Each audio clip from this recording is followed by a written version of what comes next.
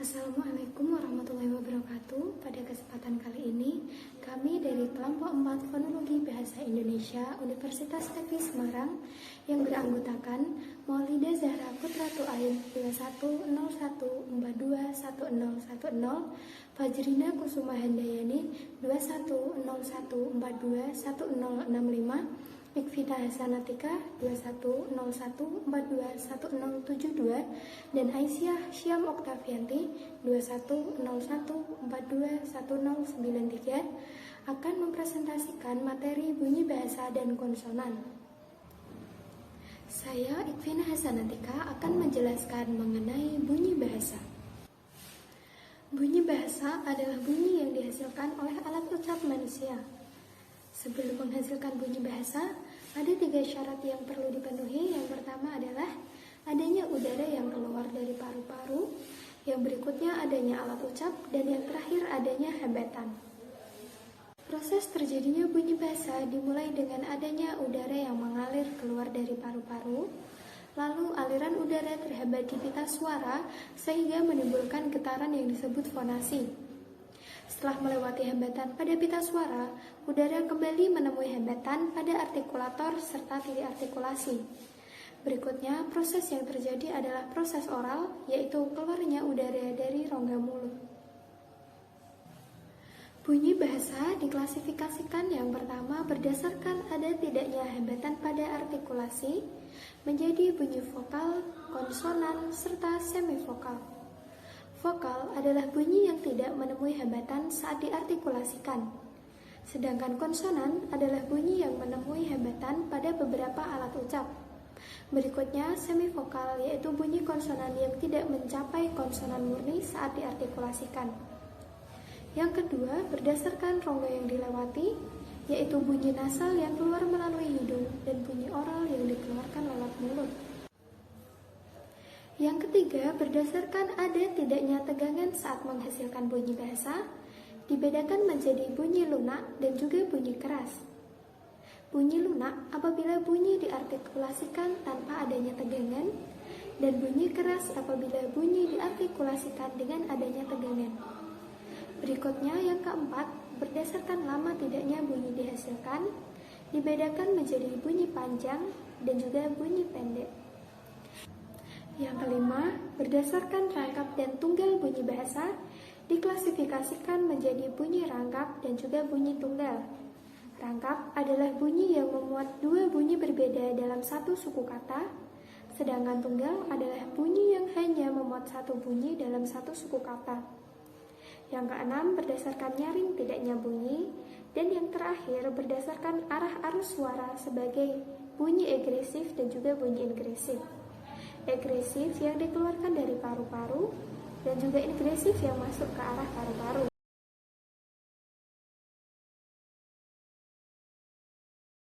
Saya Fajrina Kusuma Handayani, nomor induk mahasiswa 2101421065. Konsonan adalah bunyi bahasa yang terjadi karena adanya hambatan udara saat pelafalan suatu huruf. Ada 4 jenis konsonan, yaitu 1. Jenis-jenis konsonan berdasarkan cara artikulasi. 2. Jenis-jenis konsonan berdasarkan tempat artikulasi.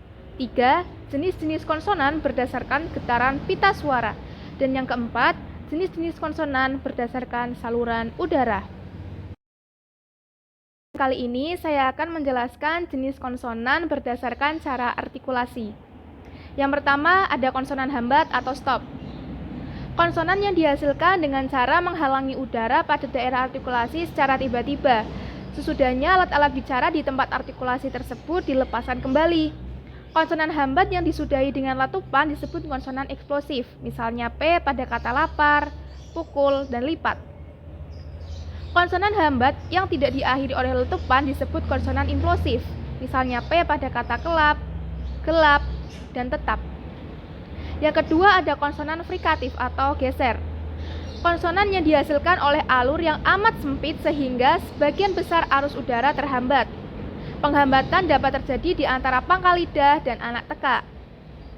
Yang ketiga, ada konsonan afrikatif. Konsonan yang dihasilkan dengan menghambat arus udara di salah satu tempat artikulasi di mana juga bunyi letupan diartikulasikan, lalu dilepaskan secara frikatif. Artinya, eksplosinya terjadi sedemikian rupa sehingga pada tempat artikulasi suatu saluran sempit dipertahankan. Hasilnya bunyi geseran sebagai bagian kedua dari bunyi afrikat itu. Yang keempat, konsonan sengau. Konsonan yang dihasilkan dengan menutup arus udara keluar melalui rongga mulut, tetapi membuka jalan agar dapat keluar melalui rongga hidung. Jadi, konsonan sengau tidak bisa berbunyi sempurna jika hidung ditutup. Yang kelima, konsonan getar atau trill. Konsonan yang dihasilkan dengan mendekatkan dan menjauhkan lidah ke alveolum dengan cepat dan berulang-ulang sehingga udara bergetar. Bunyi yang terjadi disebut konsonan getar apikal. Jika uvula yang menjauh dan mendekat ke belakang lidah terjadi dengan cepat dan berulang-ulang, akan terjadi konsonan getar uvular. Yang keenam, konsonan lateral atau likuida. Konsonan yang dihasilkan dengan menghalangi arus udara sehingga keluar melalui sebelah atau biasanya kedua sisi lidah. Tempat artikulasi adalah antara ujung lidah dan lengkung kaki gigi. Dan yang terakhir, konsonan semivokal. Bunyi konsonan yang pada waktu diartikulasikan belum membentuk konsonan murni. Itulah jenis konsonan berdasarkan cara artikulasi. Materi selanjutnya akan disampaikan oleh Maulida Zahra Kutrotu Ain. Baik, saya Maulida Zahra Kutrotu Ain dengan nomor induk mahasiswa 2101421010 akan melanjutkan materi terkait dengan konsonan. Apabila tadi teman saya Fajrina telah menjelaskan jenis-jenis konsonan berdasarkan cara artikulasinya, maka di sini saya akan menjelaskan jenis-jenis konsonan berdasarkan tempat artikulasinya. Sebelum kita menuju ke jenis-jenisnya, perlu kita ketahui bahwa setiap artikulator akan menghasilkan bunyi bahasa yang berbeda ketika bertemu dengan salah satu titik artikulasi. Pertemuan tersebut menghasilkan jenis-jenis konsonan yang berbeda. Itu artinya apabila salah satu artikulator bertemu dengan titik artikulasi yang berbeda, maka akan besar kemungkinan menghasilkan konsonan yang berbeda. Ada kemungkinan yang huruf yang dihasilkan sama, namun ada juga yang berbeda. Seperti itu. Selanjutnya adalah jenis-jenis konsonan berdasarkan tempat artikulasinya. Yang pertama adalah konsonan bilabial. Untuk konsonan bilabial ini merupakan pertemuan bibir atas dan bibir bawah. Nah, bibir bawah bertindak sebagai artikulator, sedangkan bibir atas bertindak sebagai titik artikulasi. Untuk contoh pelafalan bunyinya yaitu pada huruf B, P, M, dan W. Di sini dapat kita rasakan ya, ketika kita melafalkan huruf B, P, M, W, maka bibir atas dan bibir bawah kita bertemu. Selanjutnya adalah konsonan labiodental.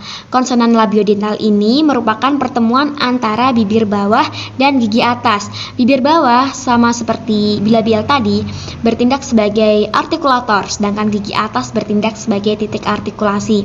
Contoh huruf dalam pelafalannya yaitu V dan F. Di sini kita bisa merasakan ya bahwa ketika mengucapkan V dan F, gigi kita menyentuh bibir bawah kita. Selanjutnya adalah konsonan apikodental. Konsonan ini terjadi apabila ada pertemuan antara ujung lidah dan gigi atas. Ujung lidah di sini bertindak sebagai artikulator, sedangkan gigi atas bertindak sebagai titik artikulasi. Untuk contoh pelafalan bunyinya yaitu pada huruf T dan juga D. Selanjutnya konsonan apikoalveolar. Konsonan apikoalveolar ini terjadi karena ada pertemuan antara ujung lidah dengan gusi atas. Ujung lidah di sini bertindak sebagai artikulator, sedangkan gusi atas bertindak sebagai titik artikulasi. Contoh pelafalannya yaitu pada huruf D, T, L, N, dan juga R. Baik, selanjutnya yang kelima adalah konsonan apikopalatal. Konsonan apikopalatal ini terjadi karena adanya pertemuan antara ujung lidah dengan langit-langit keras. Ujung lidah di sini bertindak sebagai artikulator, sedangkan langit-langit keras bertindak sebagai titik artikulasi. Untuk contoh pelafalan bunyinya yaitu pada huruf D, T, dan juga L. Nah, selanjutnya adalah konsonan laminoalveolar. Ini terjadi ketika ada pertemuan antara daun lidah dan gusi dalam. Daun lidah di sini bertindak sebagai artikulator, sedangkan gusi dalam bertindak sebagai titik artikulasi. Untuk contoh hurufnya yaitu huruf Z dan S. Selanjutnya, konsonan mediopalatal. Konsonan ini terjadi ketika ada pertemuan antara tengah lidah dan langit-langit keras. Tengah lidah bertindak sebagai artikulator, sedangkan langit-langit keras bertindak sebagai titik artikulasi. Contohnya adalah pada pelafalan huruf T, D, J, C, N, Y, dan juga Y. Selanjutnya, konsonan dorsovelar. Konsonan dorsovelar ini adalah pertemuan antara punggung lidah dan langit-langit lunak. Punggung lidah di sini bertindak sebagai artikulator, sedangkan langit-langit lunak bertindak sebagai titik artikulasi. Untuk contoh pelafalan yaitu pada huruf G, K, X, dan juga Ng. Selanjutnya adalah konsonan uvular. Konsonan uvular ini dihasilkan oleh punggung lidah dan anak tekak. Punggung lidah bertindak sebagai artikulator, sedangkan anak tekak bertindak sebagai titik artikulasi. Untuk contoh pelafalannya yaitu pada huruf R dan juga Q. Selanjutnya adalah konsonan faringal. Konsonan faringal ini terjadi ketika ada penyempitan dinding faring dan akar lidah, atau dihasilkan oleh akar lidah dan dinding belakang rongga kerongkongan. Contoh pelafalannya yaitu pada huruf H.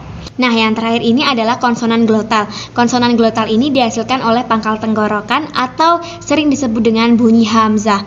Biasanya dilambangkan dengan tanda apostrof. Nah, berdasarkan penjelasan konsonan-konsonan di atas, dapat kita simpulkan bahwa titik artikulasi yang bertemu dengan artikulator ataupun sebaliknya itu memiliki hasil bunyi yang berbeda-beda apabila titiknya dan artikulatornya pun berbeda. Nah, perbedaan inilah yang nantinya dapat membuat kata di setiap bahasa memiliki makna atau arti yang berbeda. Baik, sekian dari saya mengenai materi jenis-jenis konsonan berdasarkan tempat artikulasinya. Selanjutnya akan dilanjutkan oleh teman saya, yaitu Aisyah Syam Oktaviani. Saya Aisyah Syam Oktavianti dengan nomor induk mahasiswa 21014211093. Jenis-jenis konsonan yang ketiga ialah berdasarkan getaran pita suara. Konsonan berdasarkan getaran pita suara yaitu konsonan yang diakibatkan oleh pita suara yang bergetar. Dalam jenisnya, konsonan ini dibagi menjadi dua, yaitu konsonan bersuara dan konsonan tak bersuara. Konsonan bersuara yaitu bunyi yang dihasilkan dengan mendapat hambatan pada pita suara dan pada artikulatornya. Misalnya B, D, G, J, V, dan lain sebagainya.